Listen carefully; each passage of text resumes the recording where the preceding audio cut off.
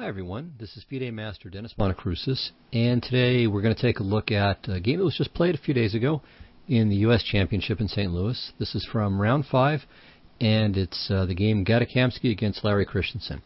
So as of this recording, I don't know who won the event. In fact, you won't either if you hear it the same day it's uploaded, I think. So right now it's after round 6, and this is the round 5 game, and both of these players are still in contention to make the finals. Kamsky is tied for first right now. Christensen is 5th. Only the top 4 advance, but Christensen's just half a point back and will play Nakamura later on today. Alright, so this, as I said, is from round 5, and it's a beautiful game won by Kamsky.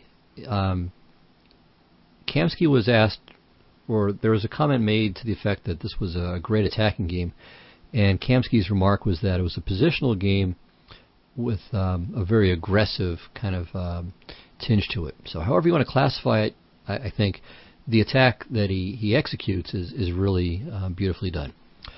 Okay, so Kamsky's white, and Christensen, well, it's a Ruy Lopez, and now Christensen plays bishop to c5, which is not the most popular subvariation of the Ruy Lopez, although Topalov has been playing this fairly consistently over the last few years.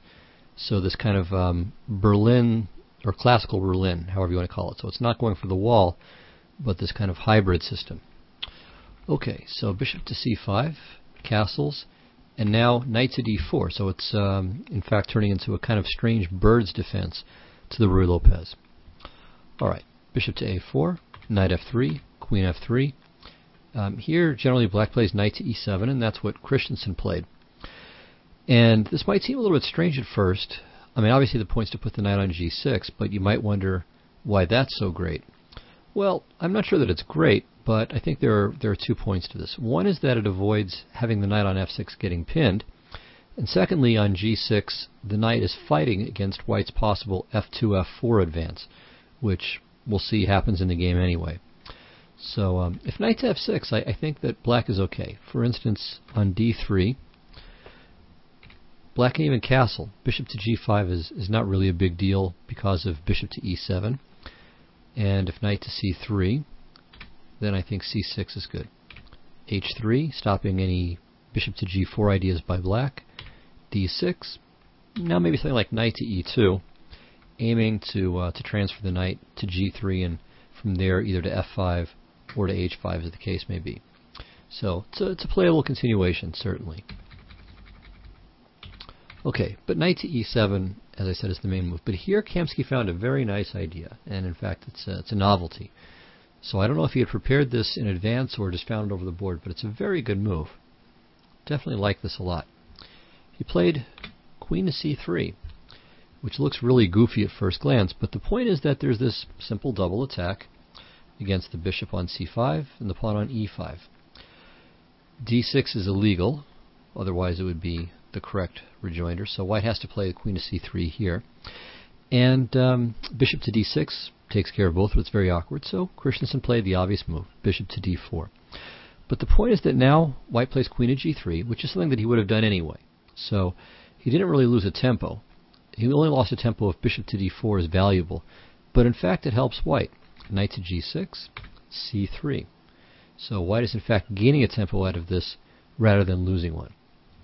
Okay, Christensen played bishop to b6, and now the big idea, or one of Kamsky's big ideas, d4. Okay, well this is clearly a pawn sack, and it's a pawn that black can accept too. So e takes d4, which is not what Christensen played, but if he did, then bishop to g5. Okay, if black plays knight e7 to avoid any weakness, then white regains the pawn and will in fact be a pawn up, although taking that pawn might entail some risk. Anyway, I think white's a little bit better here. So black can certainly consider f6 instead, but after, for instance, bishop to d2, castles, probably important to do that before white plays the bishop back to b3 and prevents it. So castles, cd, bishop d4, and then bishop to c3. And white, again, certainly has compensation. He has a little more space in the center, has the C and D files, especially the D file, is quite useful. And again, the light squared bishop, once it drops back to B3, is also well placed.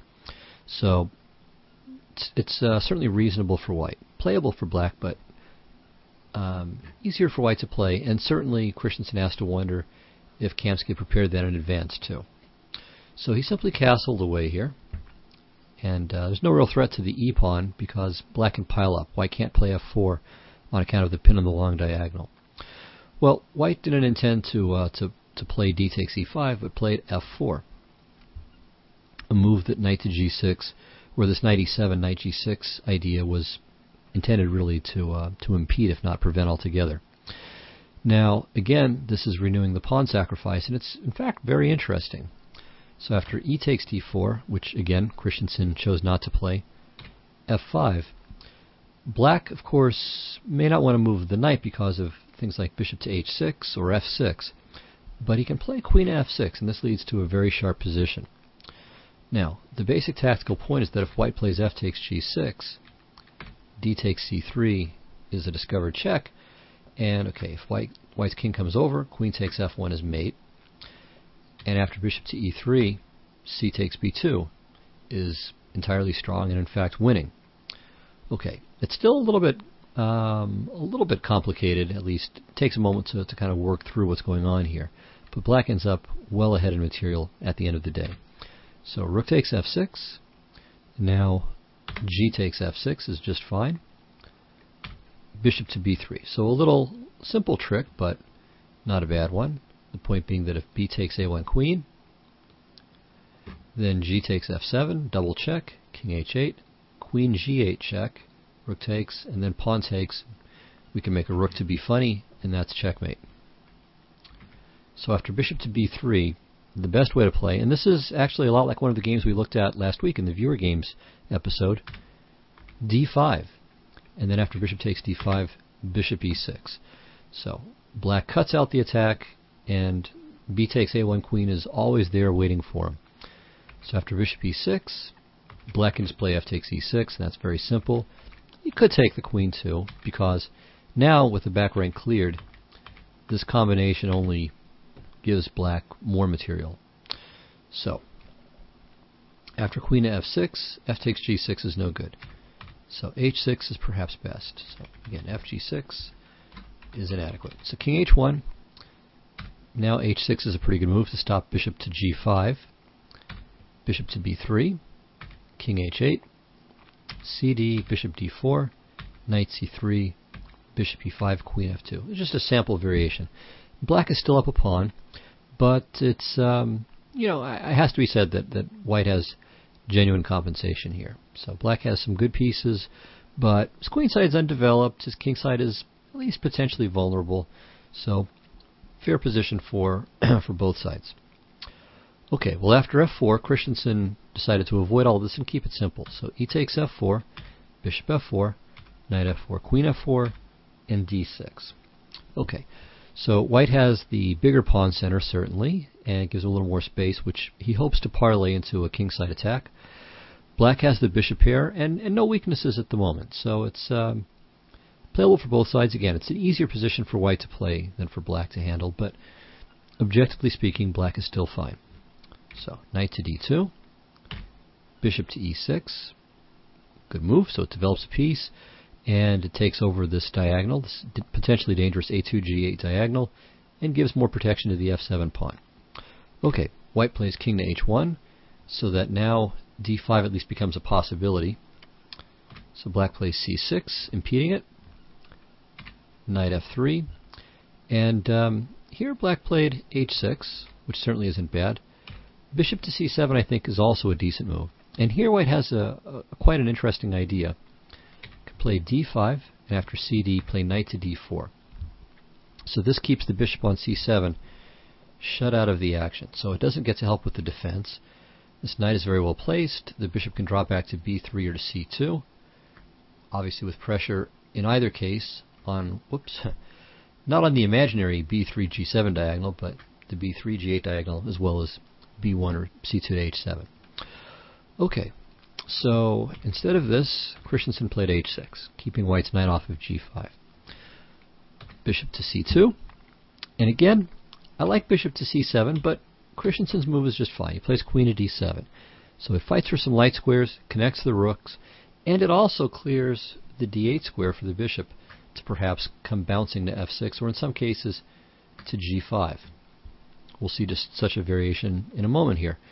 White played e5, but knight to h4 comes into consideration with the idea of putting the knight on f5, and also with the idea of clearing room for a rook lift, rook f3, g3, or rook f3 and rook a to f1.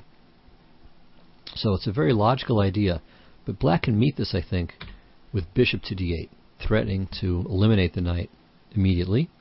And if knight f5, well, once again, we should just capture this strong piece right away. And the result of this position, or the result of these exchanges, I should say, is that white is still a little bit better. More space and some pressure on the f-file, but black is not too much worse. Black should be able to hold on to the f-pawn okay, and with the opposite color bishops, okay, it certainly doesn't guarantee a draw, but it makes his defensive task, I think, a little bit easier.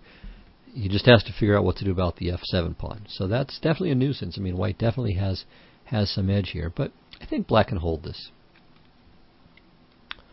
Alright, well, as I said, that's knight h4, and Kamsky played e5. And here I think Christensen starts to really make some missteps. So you might want to try to figure out how you would react to this. Figure out what white is up to with e5, what its ideas, what the strengths of this move are, and how best to combat it. Well, it does a couple of things. So one is that it supports, or it takes a little bit more piece control over, or a little more control, I should say, overall of the f6 square. And as we'll see, this is actually an asset that white can use. Secondly, it's a clearance move, so it opens the long diagonal, and queen to e4 becomes a possibility, trying to induce some further kingside weaknesses in black's position.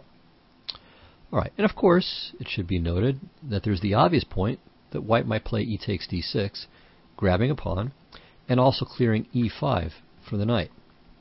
So, black, I think, has at least three moves that come into consideration. One is simply d5, taking away the e4 square, and of course, not allowing e takes d6. Okay, in this case, I think that white can gain an advantage, though. Queen to e3, preparing queen to d3. And if black plays bishop to f5, which is a very natural move to play, then I think takes, and then knight h4 with the idea of knight f5 is quite strong.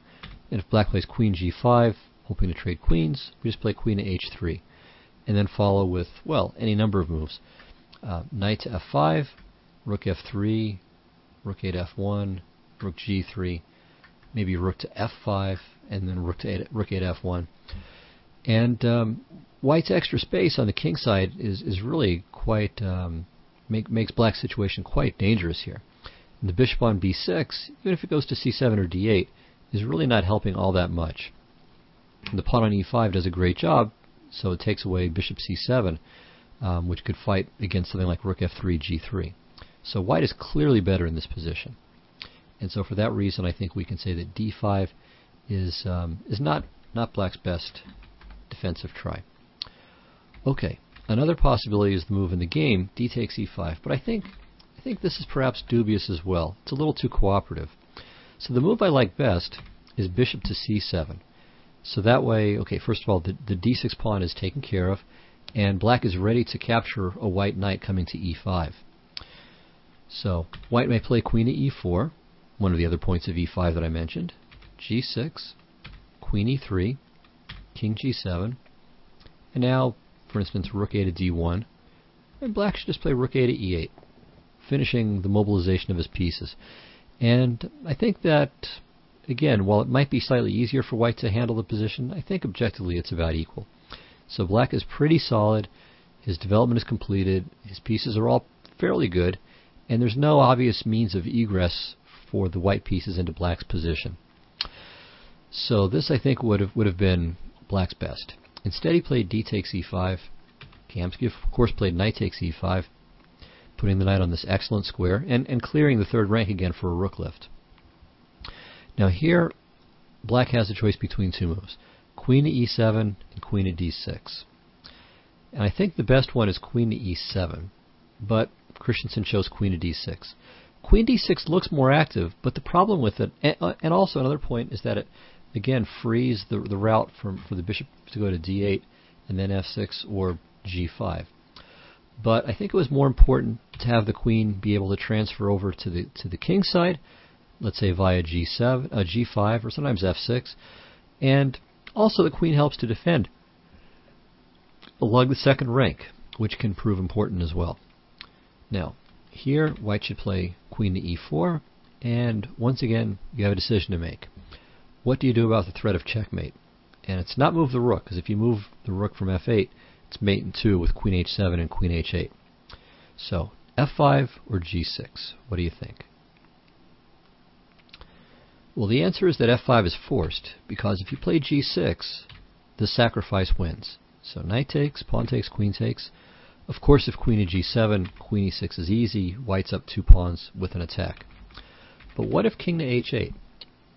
Okay, you can play queen takes h6 check for free, king to g8, but now see if you can figure out how to achieve more than perpetual check.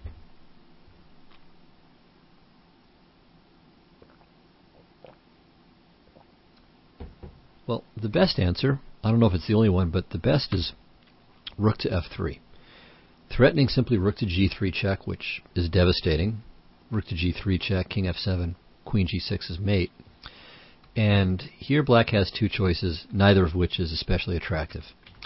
If he trades rooks, then the problem is that white plays rook to g1 check next, and there's really no good defense to this.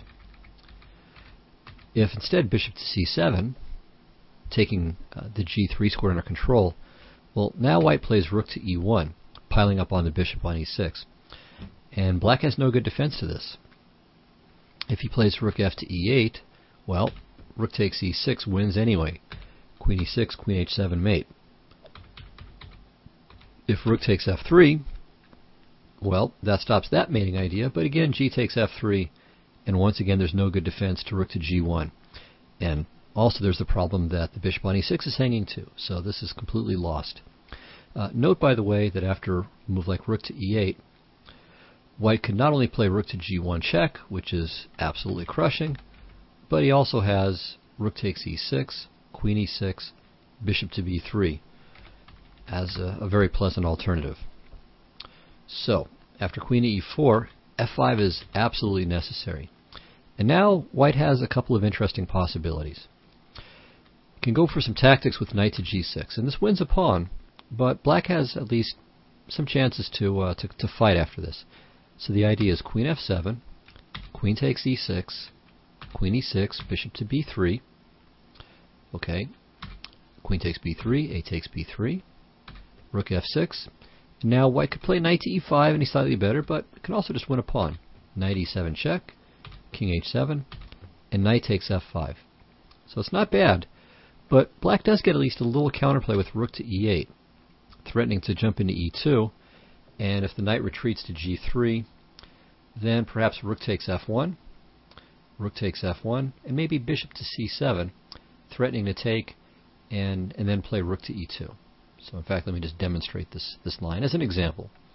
So takes, okay, if knight takes f1, then rook e2 is certainly good for black, and if rook takes f1, bishop c7, with the idea, again, of bishop takes g6, followed by rook to e2. So black has some defensive possibilities here. It's not hopeless. So, after f5, instead of knight to g6, it might just be better for white to play queen e2. Just try to maintain all the threats. And from here, white can continue with moves. Okay, obviously knight to g6 is a threat. Let's assume black takes care of it. Still, white has a very comfortable position with a move like rook a to e1, just finishing his development, threatening knight takes c6, among other things. Or another idea is to play rook f3 and follow up with rook a to f1, hitting the f5 pawn, perhaps preparing to swing the rooks over to another file like the g file. Still, another idea might be to triple on the e file, so there's that possibility as well. So it's a very uncomfortable position for black. That said, it's defensible, and after queen to d6, it's a bit tougher to defend. Well, here Kamsky found a very nice move. You might want to try to find it for yourself. And it wasn't queen to e4. So what he played instead was queen to g3. It's very nice. The idea is to play rook to f6, which is in fact just crushing. Okay, let's see what black can do about this. If he plays king to h8, well, that stops it, but simple tactical problem. Knight takes f7, and queen takes d6, winning. Okay, another idea is to play queen to e7, which would be basically admitting a mistake. The problem is that it just loses to queen d3. All right, if g6, we already know that knight takes g6 wins. So we've already been there and seen this movie. And if f5, well, knight to g6 wins the exchange on the fork. So black is already down to just one move here, f5. And now white continues to build. So rook a to e1, and now there are possibilities again, this knight to g6 idea, threatening the rook, and also with the idea of rook takes e6 and bishop to b3. So this is potentially very unpleasant as well. Alright, so black plays bishop to c7. More or less necessary, so that way his queen isn't unguarded in that variation. So just to illustrate, well, okay, trust me on this. So anyway, knight to g6 is now not such a big deal because of rook to f6, and everything is just covered. But white found another good move, so he just plays queen to h3, sidestepping the kind of quasi-pin, or the threat to trade if the knight moves. So white's threatening to take on f5. He's got, whoops, sorry about that. He's got three guys attacking it, the bishop, the rook, and the queen. And black doesn't have any really convenient way to defend it. The g6 pawn would just hang if it comes up, so just knight takes g6. And there's no other piece that could defend it. The rook on a8 can't get there. Obviously, bishop on c7 can't defend a pawn on a light square. And the queen can't get there either, because d7 is covered by the knight. So, understandably, Christensen played f4. But this creates a new weakness. Queen to d3, and now that diagonal is wide open. So what should Christensen have played instead? I think the answer is this. Rook f6, and on bishop takes f5, to play bishop takes a2. So material equality is maintained. White has a very dangerous kingside initiative after queen to h5, with, among other things, the idea of playing knight to g4. So this is definitely in white's favor, but black can still fight. In the game, though, after f4, it's getting late. It's getting kind of difficult. And another problem with f4, from black's point of view, is that now the white knight is free. So there's no more, not even a hint of a mating possibility on h2 at this point. Okay, well, white played queen to d3, bishop f5, and now he takes over this diagonal. So bishop to b3 check. Okay, the king comes to h7. And now queen to d2 is a nice move, with a double attack on the f4 pawn. If the queen retreated someplace else, black could retreat his bishop, and the rook on f8 would cover the f pawn. But now, that's not going to work. So the only way that black can cover this pawn is with g5. Now, this is, looks a little bit airy to make a move like that, but with the bishop on f5 covering the long diagonal, or I should say the b1h7 diagonal, it doesn't seem as if the position is really that bad. So what do you think? What did Kamsky have in mind by inducing this g5 advance? The answer is a very good move, g4. And this exactly meets the need that we had mentioned. If the bishop retreats, then the diagonal is lost. So if the bishop goes to g6, white takes on g6, and in fact that just wins instantly. So bishop to g6, knight takes g6, and both recaptures lose the queen. So if queen takes, then bishop to c2 is the end. And if king takes if king takes g6, then rook to e6 check is winning the queen as well. So bishop to g6 is just far too easy. But what can black do? See, if he plays f takes g3, then rook takes f5. So simple combination: rook f5, bishop c2, rook a to f8, rook f1. So we just pile up, queen e6, and now there may be several wins, but simplest is just to take this way, and then play queen to d3. And black is losing material. Can't play king g6 because it's illegal, and if he tries bishop takes e5, then, well, queen takes f5 should win, but I think most likely, well, actually I gotta be a little careful. If rook takes f5, yeah, this is fine. So rook takes f5, and if queen to d5 check, rook to f3 check, king moves, d takes e5 is game over. So, f takes g3 then loses by force, and in a pretty clear and direct way. So black decided, okay, we'll just bring the bishop all the way back. If he plays bishop to e6, let's see, what's wrong with this, or what's the most wrong with this? Well, one answer that looks adequate, may not be the best, but queen to d3 looks pretty strong.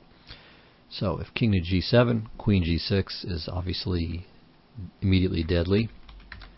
And if king to h8, then, well, we can either play knight g6 or bishop takes e6 or just about anything. So this looks painfully simple and devastating. So bishop e6 is completely impossible as well. All right, so bishop to c8 is about all that's left here. Now, queen to d3 check, and white has managed to take over both of the light square diagonals, which can't be a good thing for black at all. At least he has g7 for his king. He can stay off of a light square for the moment, but now white just shifts to this diagonal, and black is again in deep, deep trouble. The threat is to give mate in probably 3 moves, something like queen h7 check, king f6, knight to d7 check, black takes one way or another, and then queen to g6 is mate, because the rook on the e file covers everything. So black, of course, isn't going to allow queen h7 check and plays rook to h8. Okay, and now what do you do for white? So there are at least 2 winning moves here, clearly winning moves. The one Kamsky did not choose is queen to g6 check. This is very, very simple. If king f8, queen f7 mate, so queen takes g6, but now knight takes g6, and the problem is that knight takes h8 is threatened, and rook to e7 check, followed by rook takes c7 is threatened. And, okay, it's just winning. The best black can do is rook to g8, rook e7 check, king f6, takes, and takes. But now, white just makes a quiet move, h3, and the bishop on c8 is dominated, and white wins easily here. So queen g6 check would have been perfectly good, but clearly white has been playing this very aggressive head-hunting chess, and so it's not surprising that Kamsky went instead for a move like knight to g6, continuing the king hunt. Alright, well, what is black to do? Rook to e7 check is again a threat, and well, it's a big deal. And also, if the rook moves, he can play knight takes f4. So if the rook went to, I don't know, square like g8, then knight f4, with the idea again of queen to h7. Okay, well, black played bishop takes g4, which wasn't the best. It was better to try bishop take to e6, but it's still hopeless. Knight takes, check here, rook takes, and now just bishop to b3. So a quiet move. You know, we're not going to immediately break and enter, but white's up a full exchange, and black really has no compensation for it. So this would have been black's best try, which is to say, losing prosaically rather than flashily. After bishop takes g4, he goes down under a cloud of tactics. So rook to e7 check, king f6, and now, see if you can figure it out, rook takes c7. Okay, if queen takes c7, what's the follow-up? It's not knight takes h8, it's knight takes f4. Threatening queen to g6 check, but also threatening knight to d5 check. Double check, winning the queen. So takes, queen g6, king e7, rook to e1, and this is just a catastrophe for black. If he plays king to d7, then queen takes g4 check. If king to f8, well, I can demonstrate this. So if here, then queen g4 check, and then white comes back for seconds and thirds and fourths and fifths, and then it gives mate. If king to f8, then queen f6 check, I believe. Yeah. Okay. If queen f7, of course, queen takes h8, does the trick. And if king to g8, then bishop to b3, king h7, rook to e7, and that obviously does it as well. So there's no solace to be found here. And finally, if king to d8, then queen f6 check, threatening to take on h8, and on king d7, rook e7 check. All this to say then that after rook takes e7, black can't play queen takes c7. Knight f4 is just a great move, and it kills him. So rook h to g8 is what Christensen tried, and now the game ends in one more move. So one more power shot by Kamsky, knight e5. Absolutely terrific move, and Christensen resigned here. So white's up a piece for a pawn, and we'll just win, obviously, on material as well as the attack. Rook f7 check, king e6, bishop to b3 is a devastating threat here. So really, queen takes c7 is forced. Okay, but now knight takes g4 check. And, okay, what does black do? If he plays king f7, then check. Okay, if the king moves, queen takes c7 wins. So rook to g7, bishop to b3 check, king f8, queen h8 check. Okay, if king e7, queen g7, and it comes to the exact same position. Okay, actually, sorry. Yeah, you can play rook to e1 or queen takes g7, but rook e1 is even a little bit more effective here. So king d6, rook e6 check, and then knight to f6 mate. So this is a beautiful little mate here, since all four of white's pieces are necessary for the mate. Okay, so that was king to f7. If instead king to e7, well, once again check. If king d8, queen takes the rook, so king d6. Now we take.